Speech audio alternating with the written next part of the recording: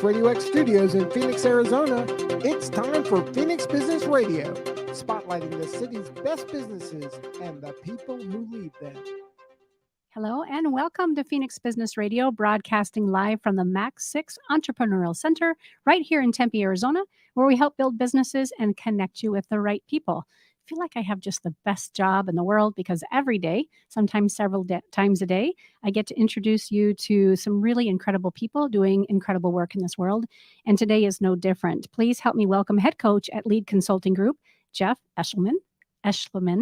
Absolutely, Karen. So happy to be with you today. So grateful for Jen Burwell's introduction. Absolutely. And how do you and Jen know each other? So actually, Jen and I know each other through her father-in-law, who I think has actually been on your podcast, Brian. I've met Brian a handful of times. So Brian and I would be what are called swim buddies. And so if you're familiar. I'm a swimmer. Okay. If you're familiar with the Navy SEALs. Not that kind of swimmer. So the Navy SEALs have a philosophy about swim buddies, which is if two people go out into the ocean, two are going out and two are coming back, or two are going out and none are coming back. And so we got paired up with each other as a part of a coaching program. And that was in 2019. We went through the coaching program together. It's called Optimize Coach. And actually, as a part, in addition to having a swim buddy assigned in Optimize Coach, you had to complete a physical challenge together at the end. And most of the optimizers did a Spartan race together. We couldn't do the Spartan race because I had a conflict with my grandkids back east. So Brian and I, we did a physical challenge. We went over Camelback one morning and we went back over the other direction. So we did Camelback twice in one day to complete our physical challenge for Optimize Coach. And we've stayed really good friends ever since. He's a good man. He is. Yeah, good people. He and his wife both. Yes. Yes. I just did Piestewa Peak. I went over and around. 3-hour hike. Fantastic. And it was Sunday with a client of ours here at Business RadioX, Hilke Faber with Rooted and Unwavering is his show, also a leadership coach. And today is that the day after the day after. Okay. And for me, that's when the calves are like still feeling it, actually crying. Well, so that was yesterday, but today's the second day. Yes, some tears and wow, what did I do? Gotcha. I loved every minute of it, and my body's paying for it today. Well, good. So that's a neat way to be paired up. Yep. Accountability and everything else that goes with that. So tell us about your background. I'm very curious to hear about what led you up to the work that you're doing today. And before we talk about Lead Consulting Group, give us the backstory, Jeff. The backstory. The backstory. So I'll go back a long way, but I'll go pretty quick. You've got all the time you need. So actually, all the way back to my childhood. We moved here to the Valley when I was 7, and my dad ended up in the home building industry. He was a house painter. And so since about age 8, I've been a house painter. I was on job sites, new home construction here in the Valley when I was way before I should have been, but about 8 or 9 years old, and really grew up in his shadow. I've got such great core values that were instilled by my parents. And that actually led me into my home building career. The one thing that I would mention is that really the only thing that I had done prior to home building and then now consulting was the military. And before I'd even graduated high school, I knew I felt a calling to serve. And so I enlisted in the United States Army. I was in a very, peacetime army at the time. But while I was in, Saddam Hussein invaded Kuwait.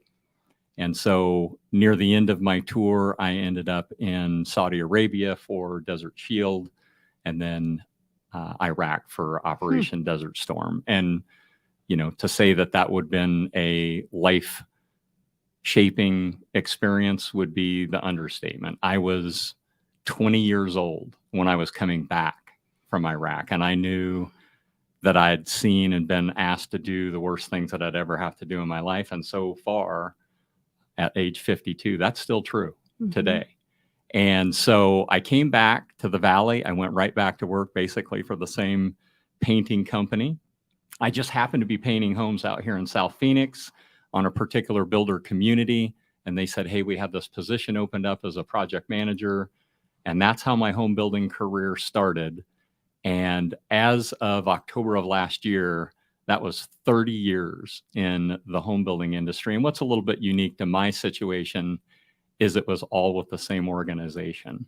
And I'm actually going to be retiring here in March from that. And I'm going to take what has been my part-time love of coaching, doing it in the microscopic space that I would call my spare time.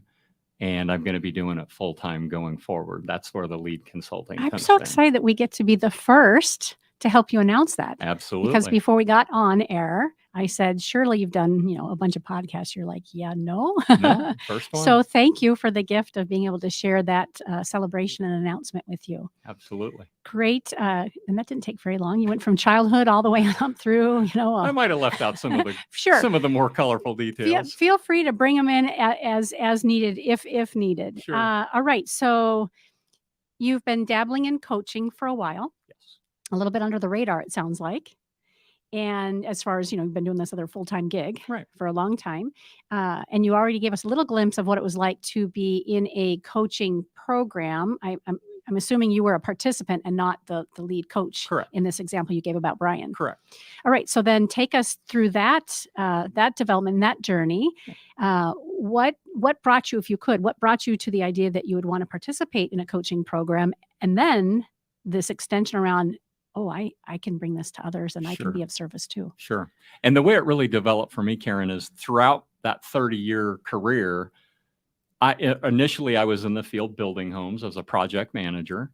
And you could imagine you could get a lot of satisfaction from delivering the American dream, right? I mean, the home is typically the biggest purchase anybody will ever make in their life. It's, think about Maslow's hierarchy. It has all to do with safety and, all those things that are natural. And I got a lot of satisfaction out of delivering. And I built hundreds of homes in my career where I was on site managing construction. I would say, when you give the keys to the person at the end and you see the smiles on their face, or you see the little girl or boy and like, that's going to be their room. And you built this for somebody. And so at least I got a ton of satisfaction and reward from doing that. But then as my career progressed, I started moving more and more away from the project management and more into leadership, management and leadership. And it actually got to the point for me where I moved into the office full time to be a director level position in 2007. And I was missing something, right? Like I was missing that tangible feeling that I got in interacting with families and delivering this, American dream. And it took several years for this to develop for me. But over the years, I was able to not only replace that feeling, but I was able to 10x it in people, because I started, and I'm not a big fan of the word, management. Well, management is effective. I think process likes to be managed. People like to be led. And for me, that was the evolution of how my career unfolded. And I found that the development of people, well, first of all, I found the execution. So taking what I was doing before on one single job site, and I was in charge of my own destiny, but then now I was doing it on multiple job sites, and I was responsible for multiple people and their execution, and not just the people on my team that were managing the work, but the contractors on the job. And that's where it really gets, I'll just use the word fun, right? Which is code for it's a lot of hard work. But that's really where I started to develop the passion, was in people. And first of all, it was gaining performance, but then it really morphed into people development, right? And I'd been in the industry so long, and I was really fortunate to be with the same organization, where I'm pretty fortunate now to look back through my career, and I've got people on my teams that have been there for 25 years. Wow. I mean, just short of my own tenure, that have literally, just as I have, grown up within the organization. And for every one of those that would be in the organization that grew up there, there's literally hundreds or maybe thousands of people that I've had in some way, I call it like my thumbprint on their career trajectory in some way, whether I like to say, mentorship can come a couple of different ways. It's either through, giving someone a hand and a hand up, or a foot in the other direction, right? And I'm good at both. And so I think that's one of the things that makes me effective as a leader and a coach. And that's something that I developed a tremendous amount of satisfaction in people and growth, really closely aligned to like my own children and seeing them grow up and become adults and great people. It's really close. Yeah. When you coach people, mentor and guide, what do you find is some of the most challenging pieces, not necessarily for you, but for someone coming to you as a client and ready to work with you? Where do you find that is there a place that they struggle the most? I think what I would call my specialty is helping people, I would almost say, get out of your own way, right? Because I see a lot of that. And the other biggest thing that I would say, Karen, is I'm a tools guy. I'm a process guy. I'm sure we'll get into that on some of the other elements that I have to chat about. But I'd say for people in general, here's the thing. All of us mostly know what to do. That's not the problem. Knowing what to do is not the problem. It's the doing it. And the consistent action. And the consistency that goes along with doing it. And again, those are things that I've been able to develop in my own life into what I would call a signature strength. And that's what I help people create in their own lives. And so you've designed a process for that. Exactly. Do you want to speak to that a little bit? Sure. Yeah. It's really a 3-part process. And I share with my clients and others in mentorship what I do. And I never tell anybody, you need to follow Jeff's process. Like, I'm going to share what I do and what works for me. And none of my current clients use exactly what I use and follow it chapter and verse. That's not what I'm about. I'm about sharing the tools, equipping them with the tools they need to be successful. And then in a lot of cases, it comes down to accountability. And so I use 3 different processes. All of these processes I've developed for myself through really what I've learned in business, right? And I'm sure we'll talk about this at somewhere in our conversation. These things that I've learned, it's not like I've been doing this all along. Like, the only way that I've learned, the predominant way that I've learned these things is by falling square on my face and smacking my face in the dirt and picking myself back up and saying, wow, that didn't work. And then figuring out a different way forward. Better knowledge, better skills, better equipped, more consistent action. To me, that's the recipe for success. So I use 3 different things that I found through either business or Optimize Coach. The first one, my real hallmark that I've become almost, I would say, famous or infamous within my organization, is for what I call my day of Zen. I was going to ask, I saw that in some of your info. I was very curious. Day of Zen. My day of Zen. Tell us about that. I've been doing this for over a decade now.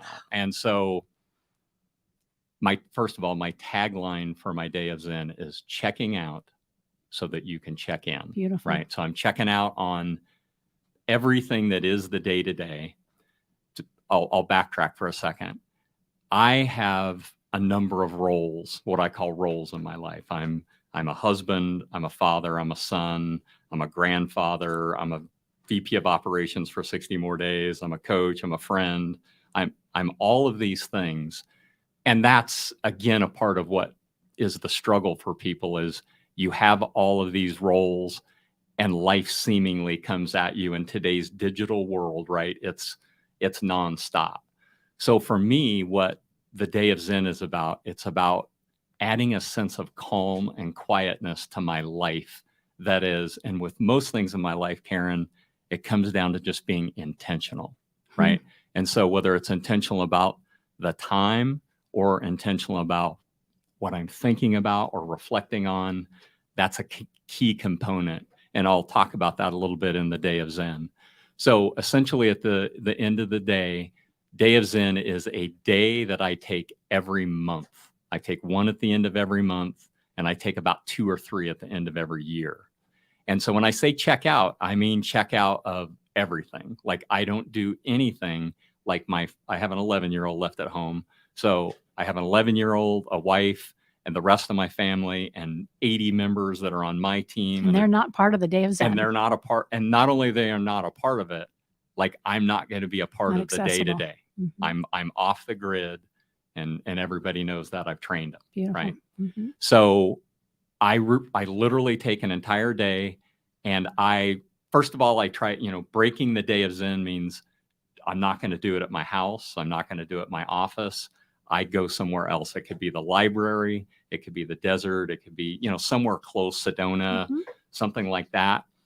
Because I also like to try and go somewhere inspirational. And for me, I like the outside. So anytime I can, unplug, if I'm unplugging from my cell phone and emails and all the rest, I might as well go out and sit, at Wind Cave out here in the East Valley and, see roadrunners and cactus while I'm thinking and while I'm doing my thing. And so the Day of Zen is 2 parts. Number 1 is the first half of the day from the morning all the way through lunch. It's a reflection of the prior month. So Monday of this next week is the 30th. I'm 30th or 31st. I'm going to be off. It's already on my calendar. It's been on my calendar for 4 months. Because number 1 on my agenda for Day of Zen is always make sure that your next one is on the calendar. Otherwise, it's not going to land That's on right. there. That's intentional. Yeah. Right. And so I really reflect on the entire month. In this particular case, it's going to be January. Did I do what I said that I was going to do? And I'll just tell you this at the outset. A lot of people have written goals. There's a ton of people that don't have written goals, and that's part of the problem. But I have not only written goals, I have probably, I would say 3 times more than the average person who even has written goals. And so that's why it developed for me. And that's why I had to take an entire day. Now, again, none of the clients that I work with take an entire day like I do. And I'm not saying you have to take an entire day. But as a part of the Day of Zen, you do have to check out so you can check in on yourself, because that's where you can really get real, right? So a month is a really good chunk of time to get things done. And at the end of the month, if I'm looking back and I'm looking at things, and this happens for me because I've been doing this a long time, and I set my goals. I didn't invent the word stretch goals, but I think I'm the poster child for how that works. And I'm also the poster child for intentional goal strategy and how I set them and how I remind myself. And so and to me, that's the secret for my clients. It's not goal setting, it's goal achievement. How are we achieving what you want? And so then the second half of the day ends up being, okay, now I'm looking at February, right? I'm looking at February. I'm thinking about, didn't I from January? I'm thinking about, and I have longer term goals that I have in 5-year, 1 year, quarter 1, and then I'm checking in monthly. And so I'm always reevaluating mostly the quarterly and the yearly. Am I on track for those? Depending, because life hands you circumstances, right? Just as soon as you get started on your January goals, life will step in and throw you curveballs. So the Day of Zen is what really started for me, and it kind of paved the way for the rest of the pieces that I use in my system today. It's a great signature. Yeah. Tell me what carpe diem means to you specifically. Carpe diem is obviously, it's Greek, Latin for seize the day, right? And so this carpe diem process that I have is a direct lift from the Optimize. And so Optimize is all about, they refer to, like, if you're familiar with John Wooden, like, create a masterpiece day. How do you make each day your masterpiece? And so I'm a creature of habit, and I'm a process guy. So I literally have a little piece of paper that I fill out every day that is my carpe diem journal. And I basically step through that every morning. I set, I've already used the word intentional a few times. I set my intentions for what I'm going to do that day. But more importantly than what I'm going to do, I set the intention for who I'm going to be, right? Who I'm going to show up as a first-time podcast guest, who I'm going to show up as a father before I left my house, or a husband, or, later today if I'm, interacting with my parents, or my team throughout the day, contractor meetings that I have, all of those things. I set my intentions for the day. And the beauty of the Carpe Diem is that, again, it talks about, well, not again, but it talks about going from theory to practice to mastery, right? So the theory is the things that we know, right? As we said, or I said in the beginning, a lot of people know what the theory is. The part where they start getting a little lost is in practice, right? Like, can I put this in practice? And most of us can focus on individual efforts. Like, I'm a little bit beyond goofing on New Year's resolutions right now because we're into the third, fourth week of January, but I do tend to goof a little bit on New Year's resolutions just because they tend to not be effective for most folks, right? I mean, I think there's a reason why the Rockin' New Year's Eve is sponsored by Planet Fitness, right? Because for every gym membership that's bought, that first week of January, in about another 2 weeks, the line is going to be growing at where you get into line to check out of the gym, right? And cancel your membership, unfortunately, because even though your intentions were that you needed to get healthier for the new year, by the end of January, the rest of life creeps in, right? These other roles, my job is gnawing at me, or, something's happening with my parents, or it's life, right? Like, it's messy and things happen. So the theory to practice to mastery. So if you want to have a great month, if I want to check in with myself on Monday and know that I've had a great January, do you know how I'm going to do that? By making sure that I have a great day today on Wednesday, right? And when I can string those together, and I literally count, because at the end, actually at the beginning of the morning each day, I look back across the whole last day, and I have a little rubric for myself to say, was yesterday a masterpiece day? And not all of my days are masterpieces, but when I can string masterpiece days together, I end up having great months. And when I have great months, I have another great year. And when I string great years together year over year, guess what I create for myself? A great life. And that's where I want to be. Well, you are there, clearly. Thank you. I love it. Wow. I can see why Jen recommended that we have this conversation. What a gift. Why do you think it's so hard, and maybe you've already alluded to this, for people to find this balance between work and life? Right? I'm assuming that the people that you have the blessing to work with, certainly in the career that you're just getting ready to say thank you and I'm moving on from, it's been around this work-life balance and more so around work, I would imagine.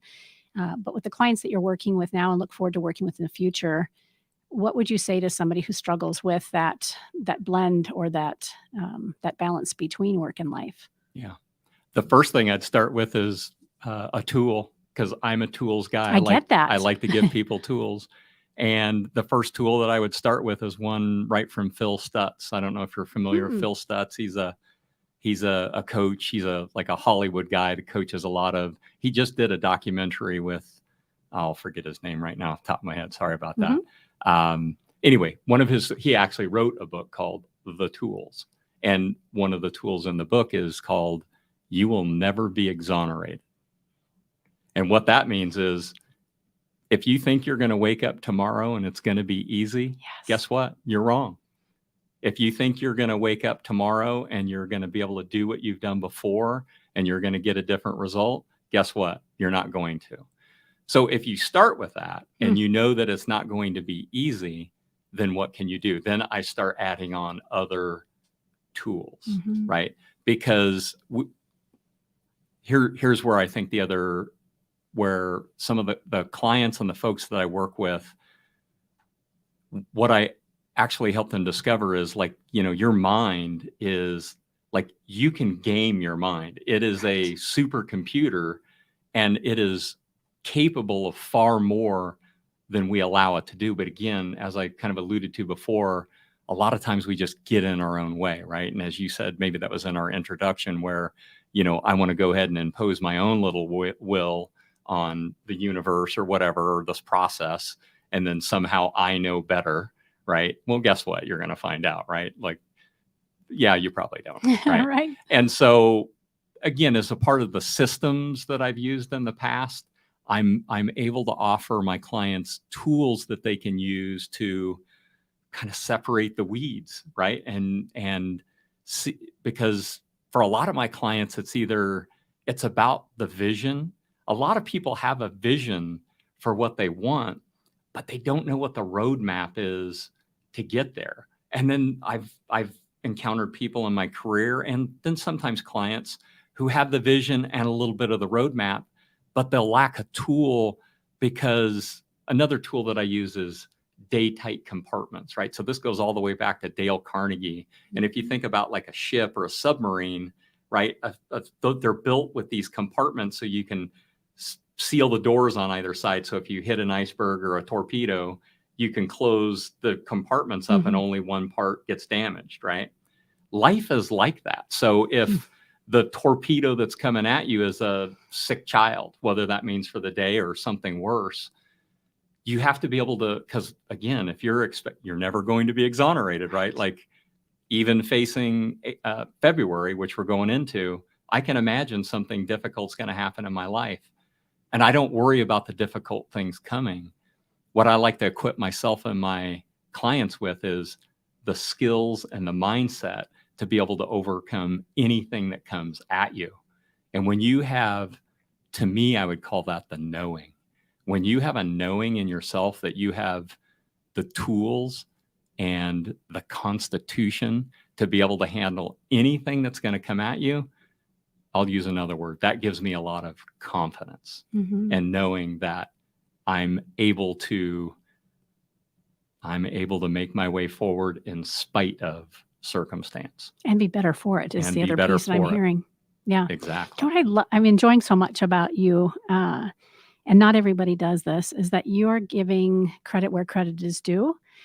You have some really incredible original ideas and thoughts and tools that you're sharing, not only in your own life, but obviously the people that are fortunate enough to work with you. And every time you've mentioned something that you've gained from reading or learning or taking a lesson from somebody else, you've been very gracious to make that obvious. So thank you for that. Not everybody does that. Right. And oftentimes I'll hear, even in the studio, I'll hear somebody mention something that I know is somebody else's. And sometimes it's because we own it, we ingrain it. I know I'm guilty of that, and it becomes mine. Right. And other times it's deliberate, and we want to take credit for something that feels like ours, even though we know that perhaps somebody helped with the building blocks. So just something that I wanted to thank you for. It's very, very special. Thank you. Wow. I know our producer, is enjoying this conversation as well as he and I both often do. We always have an opportunity to kind of reflect on, wow, powerful individual, powerful leader, and humble as well. And I'm hearing that humility. In all the years that you have been in home building, is there anything that really stands out for you? Is just like this was the pinnacle, or this is one of the neatest things that I've experienced? What's your greatest treasured accomplishment when it comes to that portion of your career? I'll mention two, and it's in association with what I've done in home building, but not, well, it is directly related. So the first one is I've emerged as a safety leader. So we're talking like on the job safety. So I've been in the home building and construction industry, which, has a lot of inherent dangers in it in the process of building a home. And over the years, I've emerged as a safety leader, and I've done that in a way that I think it was 2020.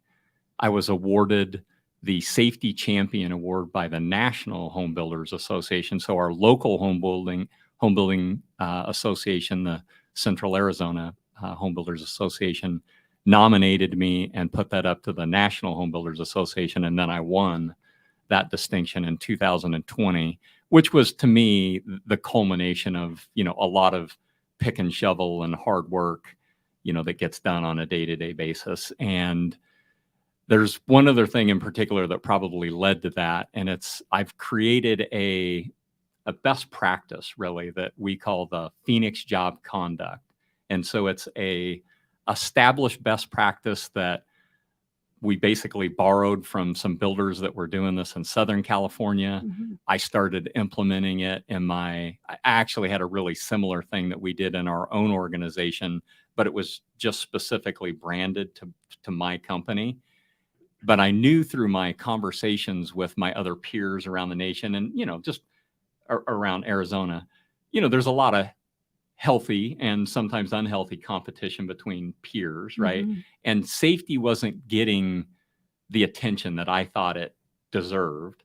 And then not only was it not getting the attention, but I felt like we could be doing so much more if we were doing it together instead of being in competition. Because even though there's 100 different home builders around town, the contractors that come and do the work, that come to do the plumbing or that come to paint the house, they're basically the same contractors and they work for all the different builders. Sure. And so I used my, here's a leadership word, influence, right? To go to my peers and say, hey, I think there's a better way that we could do this. And I'll even volunteer this program that I've been doing because my organization made it clear that if it was anything related to safety, we wouldn't consider that proprietary. We'd share it with the world and tell them how we could, uplift our own, we want to send every worker home safe every day, right?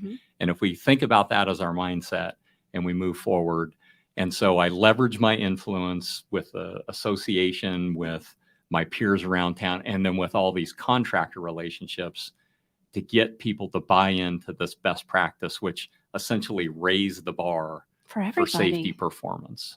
And at the end of the day, when I'm going to look back across my career, that's probably, it's tied for first with the leadership development and the people that are either in the organization that I'm retiring from or the people that are in the industry today that I've, again, had that thumbprint of influence. I was just going to come back to that. I was just thinking that you had shared in the beginning of our conversation how you've been, and I can't remember if it was on air or if it was before when you and I were chatting where you mentioned that, right? I think it was on air. You have had this opportunity. You're aware of how many lives you've had a chance to, at least to some degree, influence and leave a lasting impression on. And with this safety piece, right? This Phoenix Job Conduct. There will be, people living in homes all across our great state in a manner in which it needs to be where we're safe. Right. And these contractors are held accountable to quality work. Yes. Those families will never know, Jeff, right. But you've had your thumbprint. Fantastic.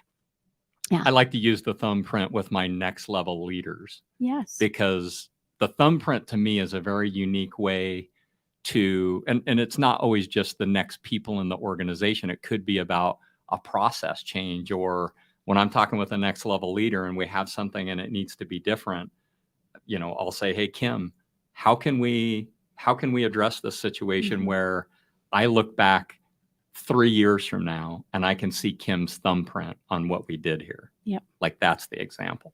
And Kim's thumbprint, I'm going to, make a stretch here. The way I'm hearing it is that it's Kim's thumbprint, not so that Kim can walk away and say, yeah, but Kim can have an influence for a greater, larger reach and impact. It's not 80, about, it's 80% the latter and maybe even 20% the former. Yes. And I do believe that there has to be that piece that says, wow, I've done good in the world. Yes. And it's funny because as a coach myself, I often have people kind of challenge me on where ego sits in our lives and the role that it plays. And some, world leaders in coaching would even say that really ego has no place in anything that we do. And I disagree. We're human. and that's like game in the system, right? That ego is in you. And intentionally implanted in us as much as our, the lines on our thumbprint. Right. So I appreciate that. And thank you for pointing that out as we talk about the 80-20 as it relates to making a lasting impression with your next level leaders. Tell us about Shout out to Pareto. The Pareto principle. Yes. 80, yes. 20, yeah. So, right. Very, very good. Look at you. Might as well give a shout out to that too. Right. Team 212, or is that how I pronounce it? Yeah. Yeah. Tell us about Team 212. So Team 212. So I got involved with an accountability group in January of the previous year. So January 2021, there was a group of folks that I met in my Toastmasters organization here locally, and they had this accountability group, and they're like, "Hey, Jeff, you're the kind of guy who's to join our accountability group." And I said, "Well, I'm not the kind of guy who needs help counting my push-ups. Like I've got that, right?"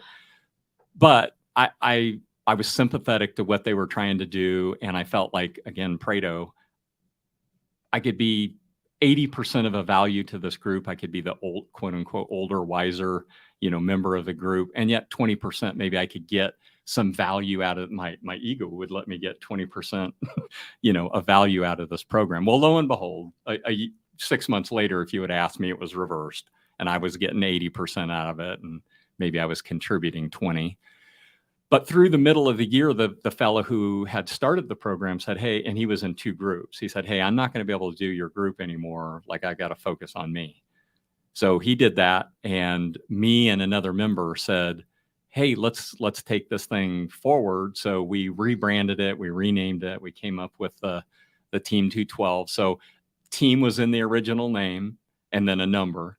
And so it would have been real easy for us to just call ourselves Team 12, right? But then I thought, well, what's the significance here? So I came up, just kind of kitschy with the 212 because I'm such a big fan of the molecule, H2O, right? Like it can go from a solid to a liquid to a vapor in minutes. That is astonishing to me, that the transformation that can, and I think that's just a great example of like what I've done in my own life and what people can do and what people do. Mm-hmm. So anyway, so at the end of the day, that's all about the name. Team 212 is an accountability group, and we've got members of our community that participate. It's about sharing personal development. It's about accountability. And at the end of the day, it's about systems, Karen. It's giving people, whether you call it a system or whether you call it what I've been calling it, tools. If you give people the tools to equip them to like own their own life, and you use good, effective tools that have staying power, and they help you get past the messiness of life, because we all know that it's not going to be perfect. So between the accountability, that's where the magic really, and when I say magic, I just mean the hard work. The magic is in the systems and the tools, and then the accountability. And it's not accountability. I mean, it is a little bit of accountability to like, "Hey, Karen, you said you were going to," but it's mostly accountability in the form of support. And the other thing, if I had to say over my time, and this goes all the way back to my time on a football field in high school, but definitely in the military, and then my time in corporate America, it's about teams. There's the power of we is powerful. The power of me is powerful. The power of we is extraordinary, right? And so when you can use that and harness it for support and tools and accountability, that's what we're doing in Team 212, is just trying to help people organize this and get started on their journey if they're a little bit lost. So many things buzzing through my head as you're sharing that. As it relates to Team 212, I thought of exponential growth, right? You could have just had the number 12, and what you're sharing with your tools and the accountability piece and just who you are as a leader. And also, and when you show up in something, you have an opportunity to learn and receive as well. There's that opportunity for exponential growth. So that's, in my mind, I was like, oh, I see where this is going. Also, my train of thought just zipped out of my brain. You spoke to magic, and then almost qualified it as not magic. So I'm just gonna say there is magic that happens when we are in community with each other, mm-hmm. that it just takes on a life of its own, right? So when you have process and tools and accountability and caring for and taking care of each other, I'm certain, just based on what I've learned in listening to you today, that magic is something bigger and beyond us, and it happens when we have some really cool systems in place and the right people in the room showing up for themselves, and that we for each other. Right. And so the word magic for me is really special as you've shared it. I just wrote down a quote before I came in for the interview, and it said, it's not a quote, but it was a reminder that said, God helps people who help themselves. So what we've been talking about a lot today in our conversation is about people who help themselves. But what we haven't talked a lot about is God, and that's where you just mentioned magic. And so I don't want to I overemphasized the tools piece because that's a part of my program and that's how it gets done. Don't let me underestimate, the magic part of the equation, which is, and I love how Jim Rohn would say it, which is, when a farmer plants seeds in the ground, like your job as a farmer is to plant. Your job as a farmer is to keep the weeds away.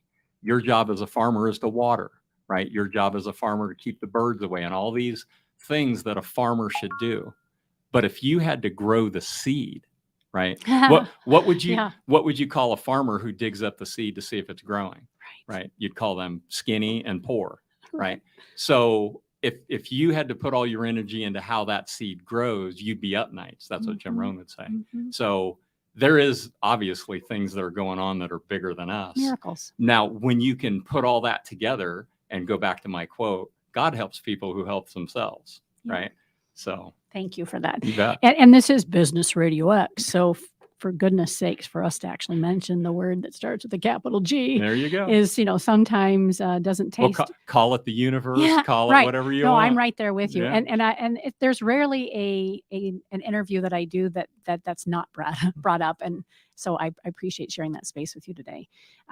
Fantastic conversation. So grateful to have an opportunity to spend some time with you this morning.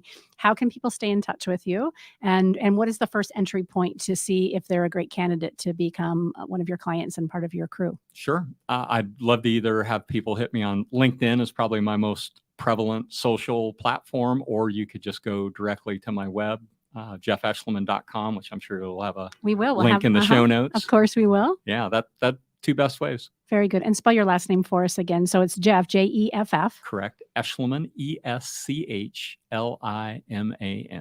My goodness. JeffEschliman.com. So many great nuggets today.